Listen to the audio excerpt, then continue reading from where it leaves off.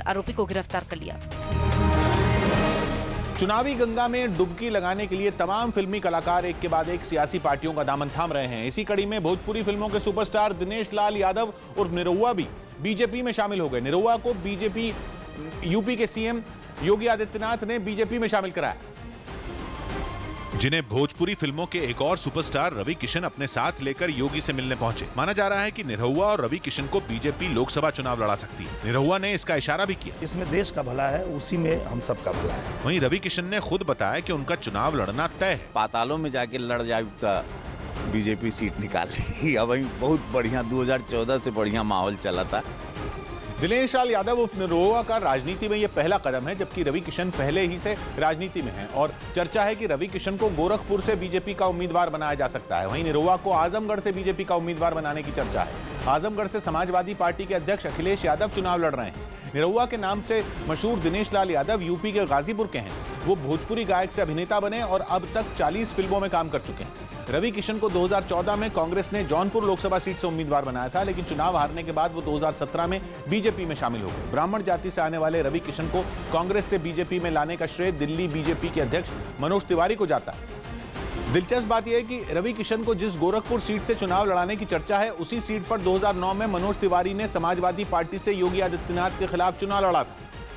रवि किशन और निरहुआ का फायदा बीजेपी को पूर्वांचल के साथ ही बिहार में भी मिल सकता है, जहां इन दोनों के करोड़ों प्रशंसक हैं। पश्चिमी यूपी में पहले ही बीजेपी ने 2 बड़े सितारों को मैदान में उतार दिया है।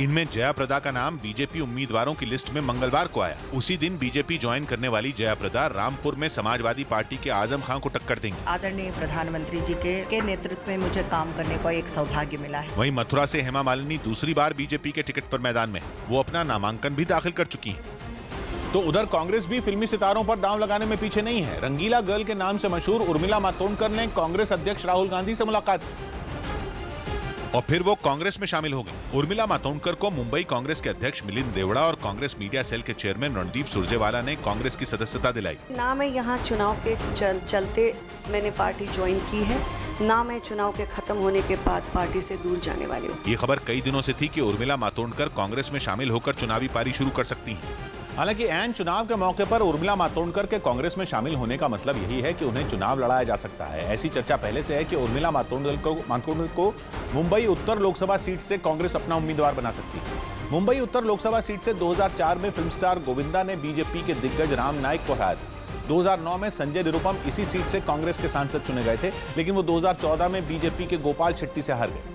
कांग्रेस को लगता है कि अगर मुंबई उत्तर से उर्मिला मातोंडकर चुनाव लड़ें तो इस सीट को फिर जीता जा सकता है। मुंबई उत्तर लोकसभा के तहत विधानसभा की 6 सीटें हैं, जिनमें 4 पर बीजेपी, 1 पर शिवसेना और 1 पर कांग्रेस का कब्जा है। चुनाव जीतने के लिए फिल्म स्टार पर दांव लगाने का सिलसिला इस बार ममता बनर्जी ने शुरू किया। ममता बनर्जी की तृणमूल ने पश्चिम बंगाल में 4 हीरोइनों को उम्मीदवार बनवाया।